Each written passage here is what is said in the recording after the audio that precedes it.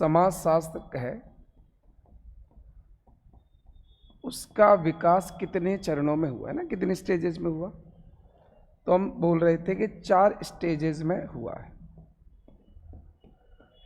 अगर आपसे कोई पूछे समाज का विकास कितने स्टेज में हुआ है, तो आगे चल के पढ़ेंगे 3 स्टेज में हुआ है। तो दोनों में कंफ्यूज नहीं होना है ना। जो सोशियोलॉजी सब्जेक्ट है वो कितनी स्टेजेस में आया है? 4। ह्यूमन सोसाइटी कितनी स्टेजेस में डेवलप हुई है? 3। तो दोनों में अंतर रखना है, क्योंकि ये थोड़ा सा कम कॉमन है ना। अपन सोशियोलॉजी में जो पढ़ेंगे तो इसको ज़्यादा पढ़ेंगे। तो जो मानव समाज है, ह्यूमन सोसाइटी है, वो 3 चरणों में डेवलप हुई है, जबकि जो सोशियोलॉजी एज अ सब्जेक्ट ये 4 चरणों में डेवलप हुआ। तो दोनों चीज़ें याद रखना है। तो अपन जो पढ़ रहे हैं वो सोशियोलॉजी को पढ़ रहे हैं कि जो सोशियोलॉजी सब्जेक्ट है वो कितनी स्टेजेस में आया है? 4।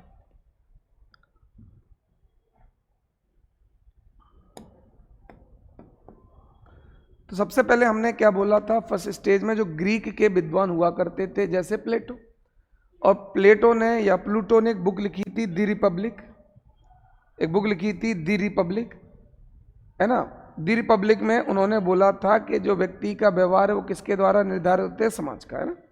ये पढ़ा। प्लेटो के बाद दूसरे हमने पढ़े अरस्तु।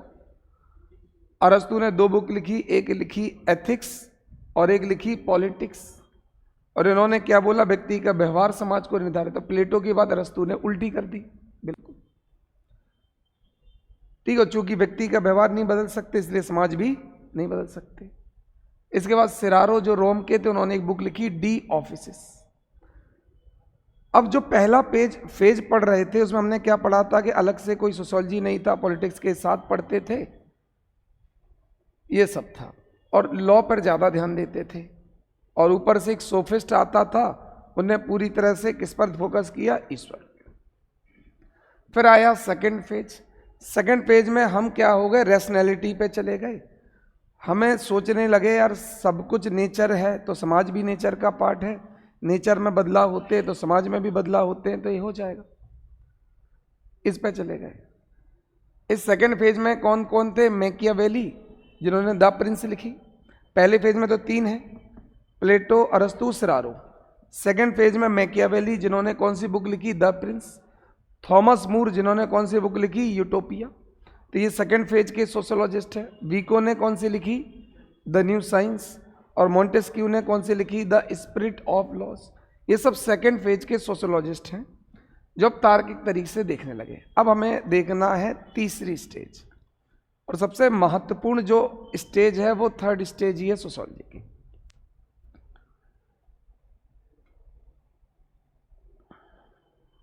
सोशियोलॉजी की ये थर्ड स्टेज है ना।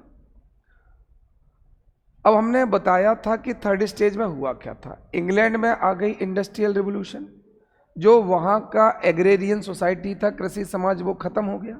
गांव के सारे लोग कहाँ हो गए? माइग्रेट। जैसे आज ही सारे गांव के लोग छोड़कर शहर आ जाए, तो आज के आज कृषि समाज खत्म, ग्रामीण समाज खत्म, और शहरों में आ जाएंगे। और उस समय इंग्लैंड में ऐसी कोई अर्बन सोसाइटी थी नहीं, तो जब जो चीज़ नहीं उसकी स्टडी क्यों करें? हिस्ट्री क्यों बना? क्योंकि हिस्ट्री में घटनाएं हो गई। पॉलिटिक्स क्यों बना? कि पॉलिटिक्स में तरह तरह के। तो जब तक अर्बन सोसाइटी नहीं बनेगी तो हम सोशियोलॉजी क्यों पढ़ेंगे? तो जब इंग्लैंड में इंडस्ट्रियल रिवॉल्यूशन हुआ तो एक नए तरह का समाज, नए तरह की समस्याएं, सरकार को कुछ समझ में नहीं आ रहा। तो सरकार पागल थोड़ी सोशियोलॉजी में जेआरएफ करा रही है, इसलिए करा रही कि आप बदलते हुए समाज की स्टडी करो और ये जाके रिसर्च पेपर डालो, जिससे सरकार इन रिसर्च पेपर को देखे और उस हिसाब से पॉलिसी बनाए। जैसे अभी क्या हो गया? लिव इन रिलेशनशिप हो गया। तो इस लिव इन रिलेशनशिप फ्यूचर में क्या इसका होगा? कोई नया रिलेशनशिप क्या आएगा? तो ये आप लोग पढ़ोगे पीएचडी में, पेपर लिखोगे, सरकार इन्हीं रिसर्च पेपर को पढ़ के अपनी पॉलिसी तैयार करेगी। इसलिए सरकार सोशियोलॉजी। तो अचानक समस्या सब गड़बड़ा गई और सोशियोलॉजी की जरूरत पड़ी। तो पहली बार सोशियोलॉजी को एक सेपरेट साइंस के रूप में पढ़ा गया, और जिसने किया अगस्त कोम्ते। तो थर्ड स्टेज में पहली बार सोशियोलॉजी को एक सेपरेट सब्जेक्ट की तरफ शुरू किया गया, और अगस्त कोम्ते, और उन्होंने एक बुक भी लिखी पॉजिटिव फिलॉसफी। तो पहली बार सोशियोलॉजी को एक अलग सब्जेक्ट के रूप में, अलग साइंस के रूप में किसने पढ़ाया? अगस्त कोम्ते। इनको अगस्त कोंत बोलते हैं, कोंत। अगस्त कौंत, ये थर्ड फेज के थे। इन्होंने एक बुक लिखी थी पॉजिटिव फिलॉसफी 1838 में, बुक बहुत आती है यूजीसी नेट में।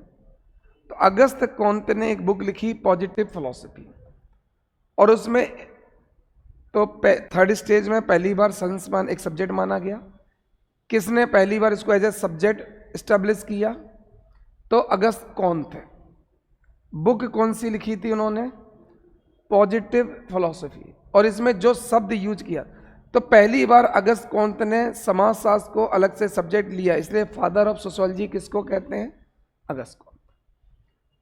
अगस्त कौंत तो पहली बार सोशियोलॉजी को एक सेपरेट सब्जेक्ट कौंत ने रखा, एक बुक लिखी पॉजिटिव फिलॉसफी, इसलिए इन्हें फादर ऑफ सोशियोलॉजी कहते हैं। गुड इवनिंग आकाश। इस बुक में इन्होंने सोशियोलॉजी वर्ड नहीं लिखा था, इन्होंने इस बुक में समाज के अध्ययन को सोशल फिजिक्स कहा था। तो पहली बार सोशियोलॉजी की बजाय कौन सा शब्द था? Social physics. बुक कब लिखी गई थी? 1838। तो फादर ऑफ सोशियोलॉजी, जिनको समाजशास्त्र के जनक कहते हैं, उन्होंने एक बुक लिखी थी पॉजिटिव फिलॉसफी, और इस बुक में इन्होंने सोशियोलॉजी वर्ड नहीं लिखा था। समाज के अध्ययन को क्या बोला था? Social physics. फिजिक्स चूंकि साइंस है तो उन्हें लगा समाज का स्टडी भी एक साइंस है, इसका नाम सोशल फिजिक्स।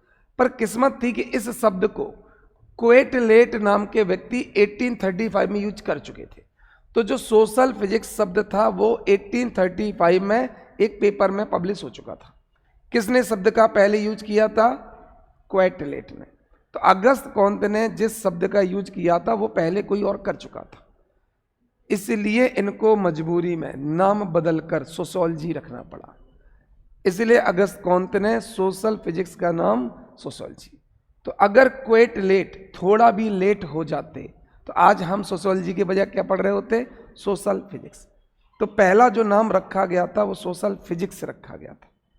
वो तो क्वेटलेट थे जिन्होंने 3 साल पहले ही सोशल फिजिक्स, तो विवाद हो जाता कि तुमने हमारी तो चोरी की, हमारा नाम चुरा लिया, इसलिए इन्होंने सोशियोलॉजी वर्ड लिखा मजबूरी में। तो सोशियोलॉजी वर्ड मजबूरी में, तो हमें मजबूरी में नहीं पढ़ना, सब्जेक्ट का नाम मजबूरी में रखा गया। अब क्यों रखा गया? अब यहां ध्यान से समझो, जो सोशियोलॉजी है वो 2 वर्ड से बना है, सोशल और लोगस। सोशियोलॉजी, तो अगस्त कौंत ने कौन सा नाम पसंद किया? सोशियोलॉजी। पर सोशल वर्ड किससे लिया गया है? लैटिन। और लोगस किससे लिया गया है? ग्रीक। इसलिए सोशियोलॉजी शब्द को अच्छा नहीं मानते, या पहले इसको ना लेकर हमने सोशल फिजिक्स लिया था, क्योंकि सोशल वर्ड लैटिन से है, लोगस वर्ड ग्रीक से। तो एक व्यक्ति बहुत गुस्सा हो गया, बियर स्टीड, और रॉबर्ट बियर स्टीड ने कहा ये तो 2 भाषाओं की नाजायज औलाद है, अवैध संतान है, क्योंकि सोशियो वर्ड अलग भाषा का शब्द है, लोगस अलग का।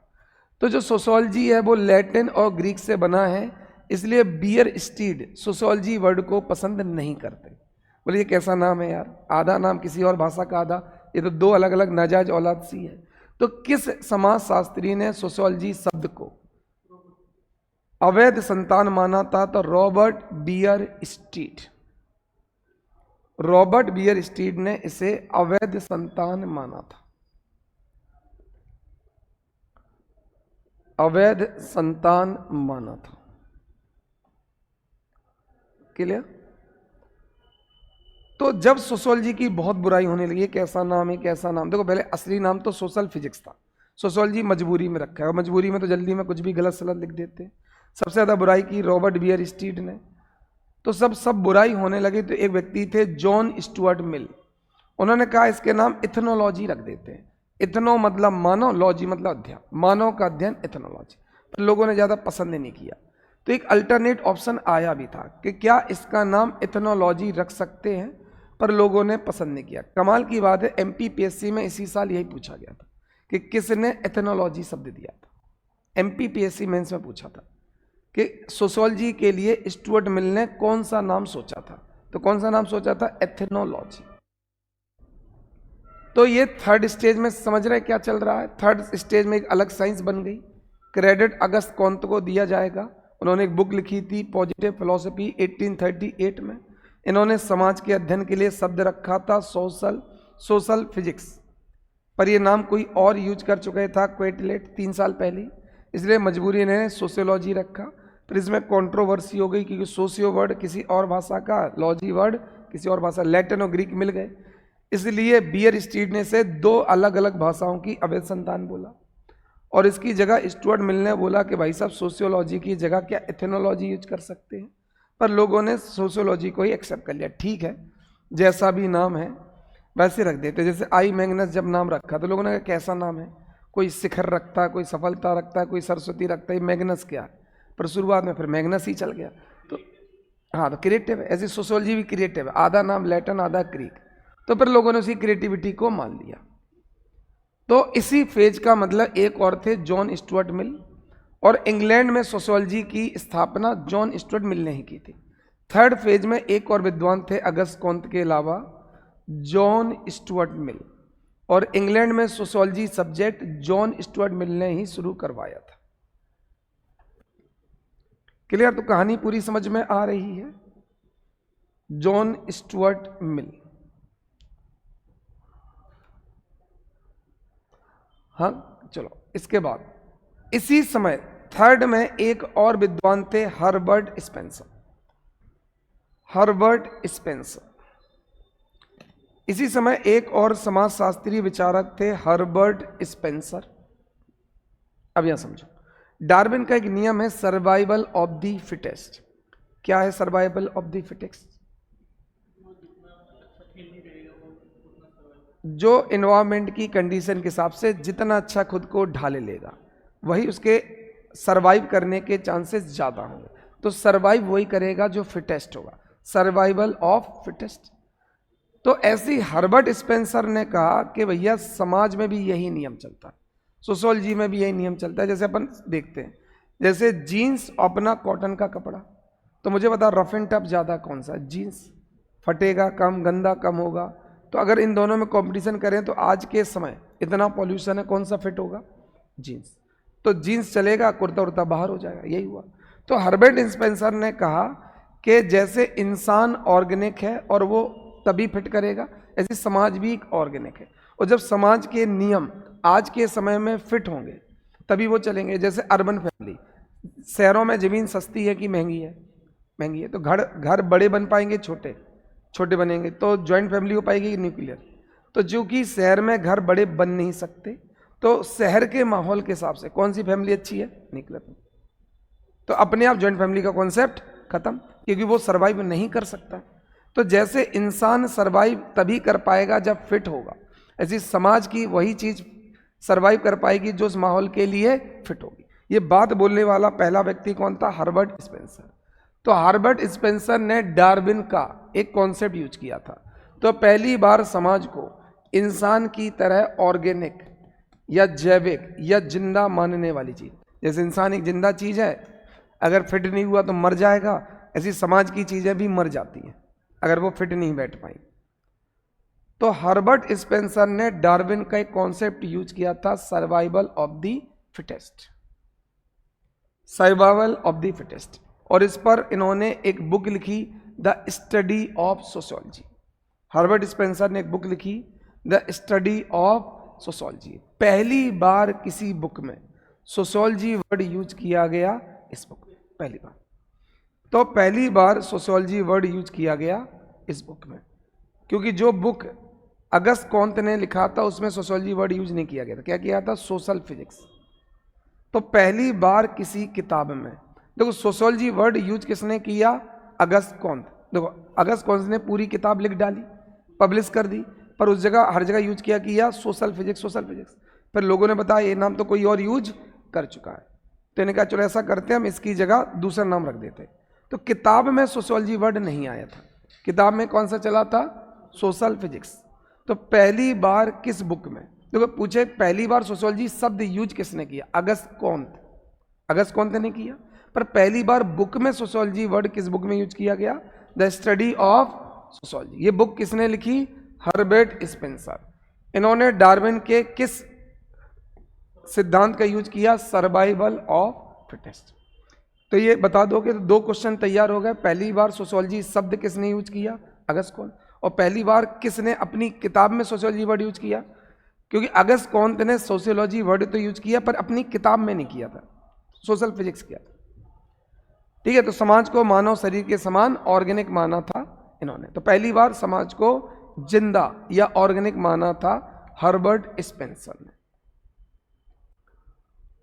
ठीक है, अब अगला, इसी स्टेज में पहली बार यूएसए के येल यूनिवर्सिटी में सोशियोलॉजी पढ़ाया गया। तो पूछा जाएगा किस यूनिवर्सिटी में दुनिया में पहली बार सोशियोलॉजी पढ़ाई गई थी? Yale university. तो लिख लो फैक्ट कि पहली बार किस विश्वविद्यालय में समाज शास्त्र पढ़ाया गया था? तो येल यूनिवर्सिटी में पढ़ाया गया था। ठीक है, 1836 में पहली बार पढ़ाया गया। तो ये थर्ड स्टेज कंप्लीट हो गई। ठीक है, तो थर्ड में अगस्त कोंत आ गए, हार्वर्ड स्पेंसर आ गए और येल यूनिवर्सिटी में पढ़ाने लगे। अब आओ चौथी स्टेज, अब लास्ट है चौथी स्टेज। सोशियोलॉजी की जो आखिरी स्टेज है वो है फोर्थ स्टेज।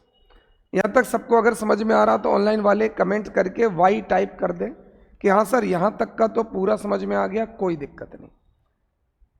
तो अब फोर्थ जो स्टेज है यहां पढ़ते हैं। अब यहां क्या है, अब सोसाइटी के सारे ग्रुप्स, सारे प्रोसेस की स्टडी होना शुरू हो गई। अब फोर्थ स्टेज में सोशियोलॉजी पूरी तरह से डेवलप हो गई। एक एक सोशल फॉर्म्स, एक एक सोशल प्रोसेस का अध्ययन होने लगे। इस समय के एक दो नाम हैं, जैसे कूले, जैसे पार्क और बर्गेस। बस इतने दो नाम लिख दो कि फोर्थ स्टेज के कुछ फेमस समाजशास्त्री, और एक और लिख दो जो सबसे पॉपुलर है, मैक्स वेबर। तो फोर्थ स्टेज में एक और समाजशास्त्री थे, मैक्स वेबर। तो जितने लोग लाइव हैं वो वाई करके टाइप कर दें अगर वो सारी चीजें कनेक्ट कर पा रहे हैं। क्लियर? बाकी जिन लोगों को आज पहली क्लास है उन्हें कल की क्लास पहले देखनी पड़ेगी ना। तो ये हो गया समाजशास्त्र का एज अ सब्जेक्ट इमरजेंस, समाजशास्त्र का विषय के रूप में उद्भव। ये दुनिया का हमने पढ़ लिया, बाद में भारत का हम अलग से देखेंगे। चलो कुछ क्वेश्चनों के सवाल। कल हमने क्वेश्चन ये पूछा था कि प्लेटो की किस बुक में समाजशास्त्र पढ़ा गया था? तो रिपब्लिक। दूसरा सवाल पूछा गया था एथिक्स और पॉलिटिक्स किसकी बुक है? अरस्तु की बुक है। अगला क्वेश्चन हमने पूछा था कि अगस्त कोंत ने कौन सी किताब लिखी थी? पॉजिटिव फिलॉसफी, यही लिखी थी अगस्त कोंत ने। और कौन सा वर्ड यूज किया था? Social physics. अगला बुक, सबसे पहले समाजशास्त्र किस विश्वविद्यालय में पढ़ी गई थी? Yale university. ये तो अभी दुर्खी में पढ़ेंगे। अगला, किस विद्वान ने समाजशास्त्र को एक अलग साइंस के रूप में पढ़ाया था? अगस्त कोंत। पहली बार अलग साइंस, अगस्त कोंत। तो पहली बार सोशियोलॉजी को एक अलग साइंस के रूप में किसने स्टडी किया था? अगस्त कोंत। इसलिए फादर ऑफ सोशियोलॉजी कौन हो जाएंगे? अगस्त कोंत। ठीक है, चलो सबको आंसर देना है। जितने लाइव पढ़ रहे हैं उनको भी आंसर टाइप करते जाना है।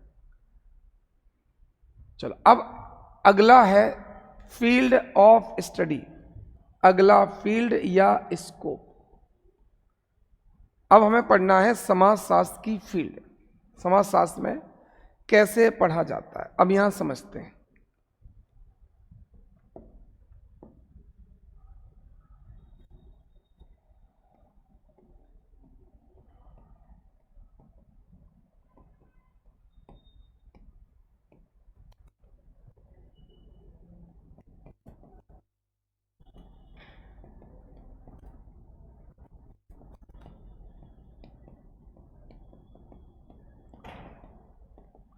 अब यहां दो अलग अलग आइडियोलॉजी वाले लोग मिलेंगे। एक ब्रांच है स्पेशलिस्ट या फॉर्मलिस्ट, मतलब एक आइडियोलॉजी वाले हैं स्पेशलिस्ट या फॉर्मलिस्ट, और एक है सिंथेटिक।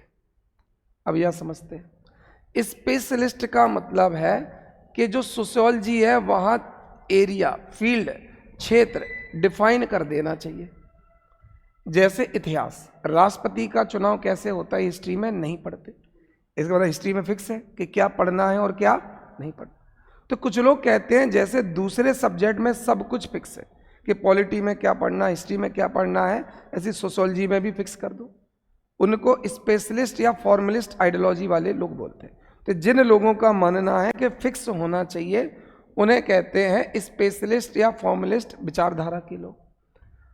कुछ लोग कहते हैं कि भाई अर्थशास्त्र में भी समाज आता है, क्योंकि पैसे का समाज से लेना देना है। राजनीति शास्त्र में भी समाज का, क्योंकि चुनाव से भी लेना देना है, भूगोल से भी लेना देना है। तो एक विशेष कैसे कर सकते हैं, इसका तो सबसे लेना देना है। तो ऐसा कर सकते हैं, सब में जहां जहां समाज का लेना देना सब पढ़ते। इकोनॉमी में जितना समाज का लेना देना वो इकोनॉमी से पढ़ लेते हैं, पॉलिटिकी में जितना है, ज्योग्राफी में है, तो सबका हर विषय का समाज से जितना भी लेना देना है उस सब को हम यहाँ पढ़ लेंगे। तो इसको सिंथेटिक करेंगे, सबसे मिला के बना देंगे। तो इन्होंने कहा नहीं नहीं, कोई एक स्पेशल फील्ड मत बनाओ, जिन जिन क्षेत्र में उसका लेना देना सब पढ़ेंगे, उसे कहते हैं सिंथेटिक। ये बात समझ में आ गई। तो जब समाजशास्त्र एज अ सब्जेक्ट बन गया तो इस पर चर्चा चलने लगी, समाजशास्त्र में पढ़ें क्या। चूंकि ये नया विषय था तो ज़्यादा बहस चल रही थी कि लिमिटेड पढ़ें, ज़्यादा पढ़ें। तो कुछ लोग कहते हैं लिमिटेड पढ़ो, जितना समाज का लेना देना है वो लिमिटेड, बिल्कुल डिसाइड कर लो, टॉपिक डिसाइड कर लो, बस उतना पढ़ेंगे। और कुछ लोग कहते हैं क्या लिमिटेड यार, सब में ही तो समाज है, भूगोल में, अर्थशास्त्र में, राजनीति में, सब में। क्या समाज राजनीति से, लोकतंत्र, राजतंत्र, सबसे समाज को फर्क पड़ेगा? अर्थशास्त्र से समाज को पड़ेगा? कृषि समाज अलग है, औद्योगिक समाज अलग है। तो दो है। अब इनकी पूरी बहस समझनी है तो दो स्कूल चलेंगे। एक है स्पेशलिस्ट या फॉर्मलिस्टिक। तो पहली विचारधारा कौन सी हो जाएगी? स्पेशलिस्टिक और फॉर्मलिस्टिक, विशेषज्ञ है ना। इन्हें बोलते हैं विशिष्टवादी संप्रदाय। तो जो लोग कहते हैं केवल निश्चित और विशिष्ट अध्ययन क्षेत्र ही होना चाहिए, बहुत ब्रॉड नहीं होना चाहिए, एक डेफिनेट और स्पेसिफिक फील्ड होनी चाहिए, बस उसको पढ़ें। तो जो लोग कहते हैं, पहला हो जाएगा, हेडिंग डाल देना, विशिष्टवादी या फॉर्मलिस्ट। तो जो लोग कहते हैं समाजशास्त्र का विषय निश्चित कर देना चाहिए, सब नहीं पढ़ना चाहिए, लिमिटेड कर देना चाहिए कि हमें पता तो हो क्या पढ़ना क्या नहीं पढ़ना, उसे कहते हैं विशिष्टवादी संप्रदाय, स्पेशलिस्टिक स्कूल या फॉर्मलिस्टिक स्कूल। तो जिन लोगों का मानना है समाज की स्टडी, तो जिन लोगों का मानना है कि समाजशास्त्र में टॉपिक डिसाइड होने चाहिए, उसे बोलते हैं विशिष्टवादी संप्रदाय। हर चीज विशिष्ट होनी चाहिए। इसमें कौन कौन आते हैं? पहला है जॉर्ज सिमेल। नाम लिखते हैं कि कौन कौन विशिष्टवादी हैं। तो पहला लिखो जॉर्ज सिमेल। पहले समाजशास्त्री जे कहते हैं स्पेसिफिक होना चाहिए। दूसरा नाम लिखो वीरकांत। ठीक है, वीरकांत सुन के तो मुझे लगा इंडियन है, पर पढ़ा भैया ये तो अल्फ्रेड वीरकाइंड है। तो कांड और कांत का कॉम्बिनेशन है। तो कौन कौन स्पेशलिस्ट विचारधारा के हैं? George Simmel, Alfred Vierkandt, Max Weber. अगला है मैक्स वेबर। कुछ भी नहीं छूटेगा, अपन जो पढ़ेंगे सब कुछ पढ़ते जाएंगे, एक एक चीज क्लियर करते जाएंगे। जब सिलेबस खत्म होगा तो कोई भी कहीं से भी पूछे बनेगा। मैक्स वेबर और वॉन वीज। अगला हो जाएगा वॉन वीज। ठीक, और भी बहुत सारे हैं, कम से कम ये तो याद करना है। तो कौन कौन से ऐसे हैं जो विशिष्टवादी हैं, स्पेशलिस्टिक या फॉर्मलिस्टिक स्कूल के हैं? तो सबसे कॉमन नाम या सबसे पॉपुलर नाम George Simmel, Alfred Vierkandt, Max Weber, von Wiese. अब इन लोगों का क्या कहना? इनका कहना है कि अगर हम निश्चित नहीं करेंगे तो अनसर्टिनिटी बहुत आ जाएगी। अगर हम टॉपिक डिसाइड नहीं करेंगे, पता नहीं करेंगे, तो समझ में नहीं आएगा कि टॉपिक सोशियोलॉजी में आता है कि नहीं। जैसे कल के दिन मैं बोलूं कि सब सोशियोलॉजी में आता है, फिर तो बहुत दिक्कत है। इसरो ने सैटेलाइट भेजा, वो सोशियोलॉजी में आता है कि नहीं आता। तो इन लोगों का कहना, अगर टॉपिक सर्टेन नहीं करोगे तो सब्जेक्ट बिल्कुल अनसर्टेन हो जाएगा। ये बात समझ में आ गई। और फिर क्या होगा? थोड़ा सा कहाँ पढ़ना पड़ेगा? अर्थशास्त्र में। थोड़ा सा कहाँ पढ़ना पड़ेगा? राजनीति शास्त्र में। थोड़ा सा एंथ्रोपोलॉजी, थोड़ा सा हिस्ट्री। और ये क्या होगा? इधर उधर भटकता रहेगा, क्योंकि सोशियोलॉजी लिमिटेड है ही नहीं। इतिहास में मौर्य काल का समाजशास्त्र में आ जाएगा, दिल्ली सल्तनत का समाजशास्त्र में आ जाएगा। तो उन्होंने कहा अगर हर सब्जेक्ट में सोशियोलॉजी पढ़ते रहोगे तो सोशियोलॉजी क्या होगा। ये बात समझ में आ गई। जैसे कल के दिन मेरे 10 दोस्त इंदौर रहने लगे और मैं अपना रूम ना लूँ, 2 दिन यहाँ रहूँ 2 दिन यहाँ रहूँ, तो रह तो रहा हूँ, पर मेरा खुद का कोई घर तो ऐसे में हर सब्जेक्ट में अगर समाज पढ़ने लगूं तो सोशियोलॉजी की लिमिट खत्म हो जाएगी और वो कभी भी अपना कोई पृथक अस्तित्व नहीं बना पाएगा। तो इनका कहना समझ में आ गया क्या कह रहे हैं?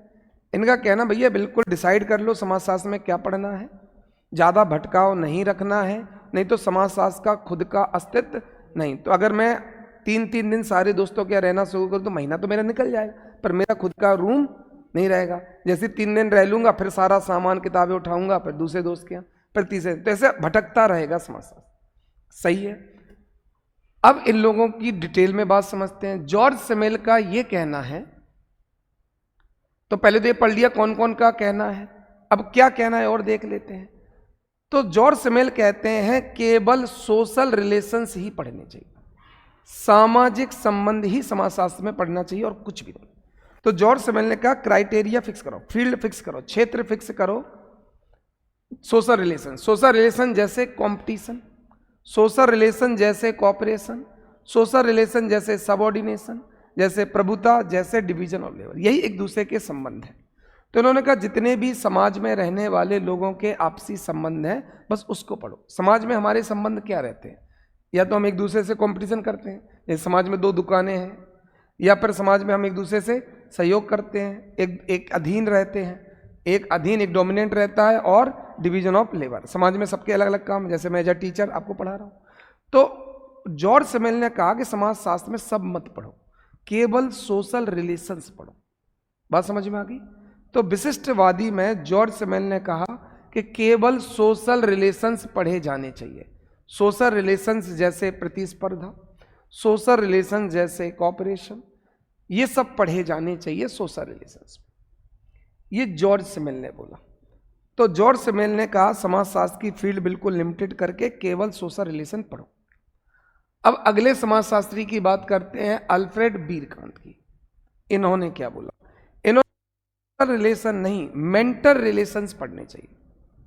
समाज में रहने वाले मेंटल रिलेशंस पढ़े जाने चाहिए। तो किसने बोला था सोशल रिलेशन पढ़ने चाहिए?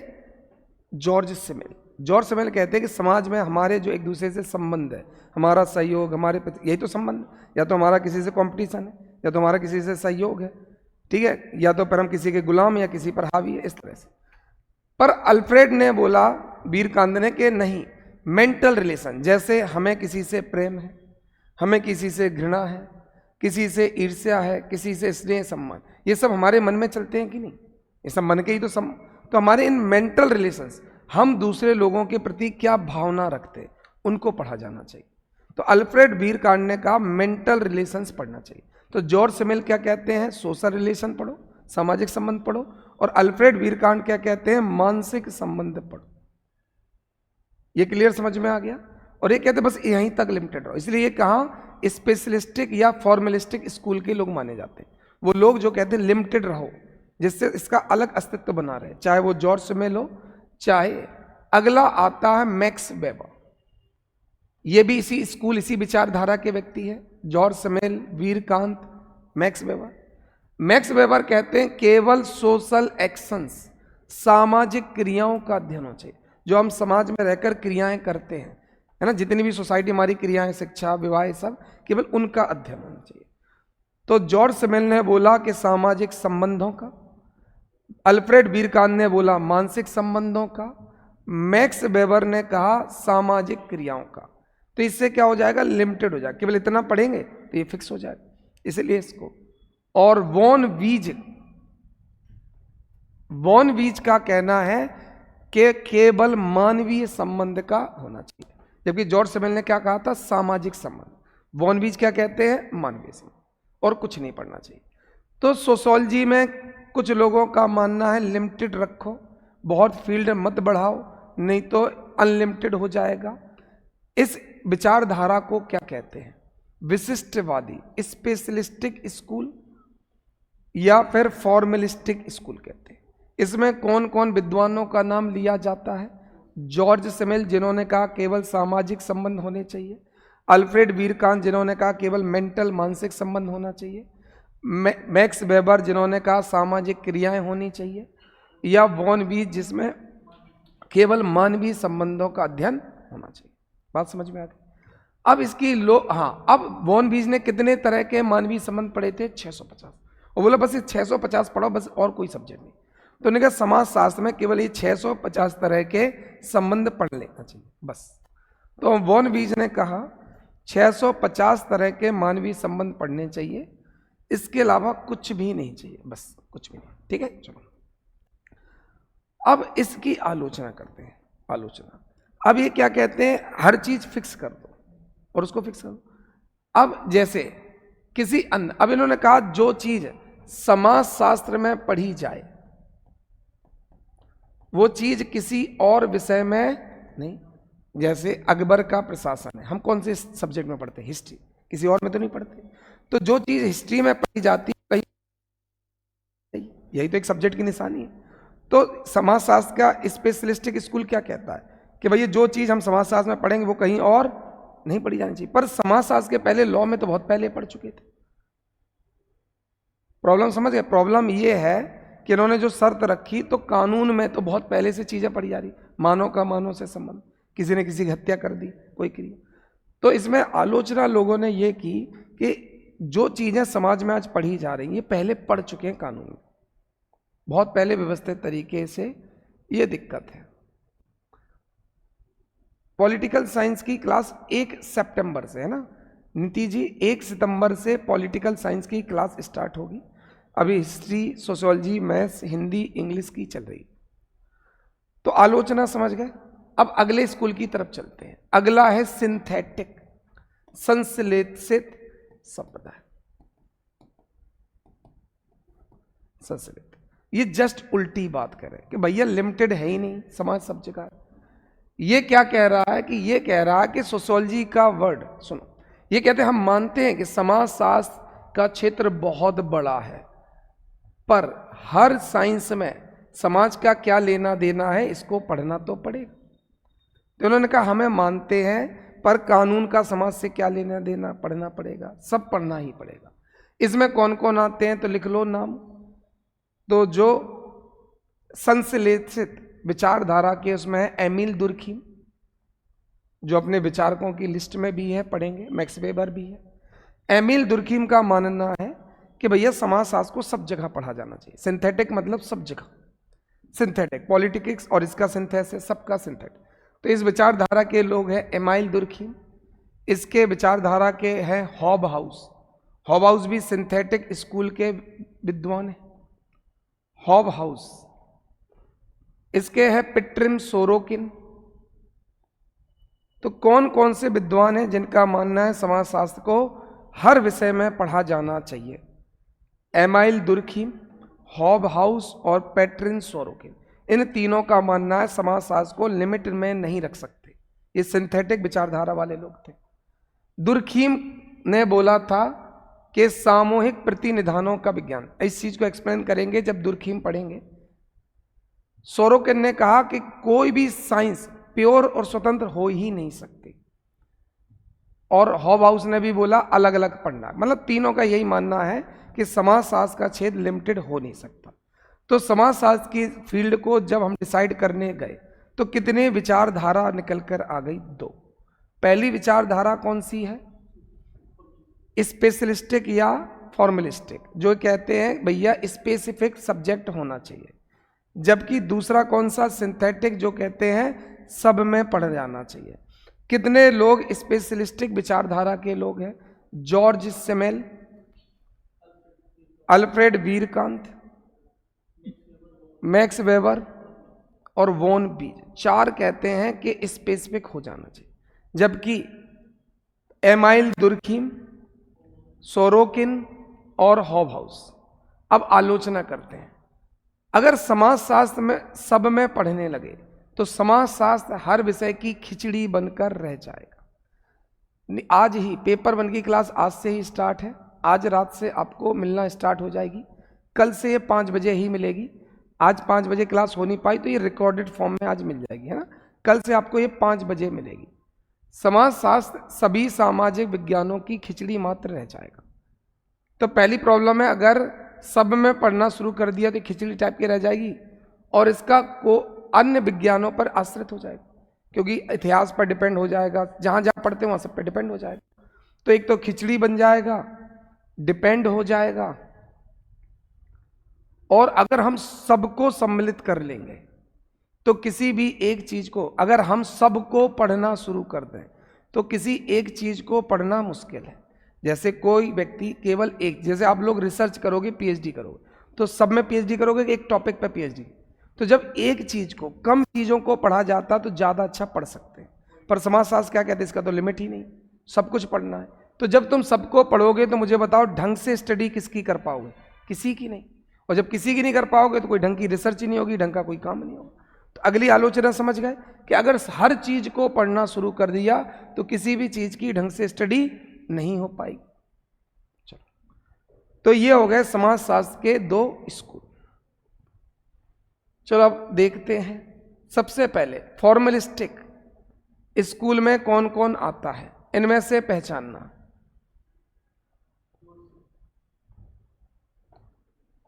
इनमें से कौन है जो फॉर्मलिस्टिक के आते हैं?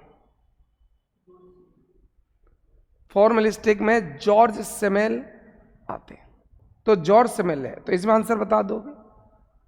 अगला बताओ कि सिंथेटिक या सिनक्रेटिक, सिंथेटिक या सिनक्रेटिक के कौन कौन है? तो अपन ने मैक्स वेबर, वीरकांत और सिमेल दोनों पढ़े थे, तीनों पढ़े थे। तो इसका मतलब सिंथेटिक में केवल कौन आएगा? सोरोकिन। ये सवाल सॉल्व कर दोगे। अगला फिल इन द ब्लैंक।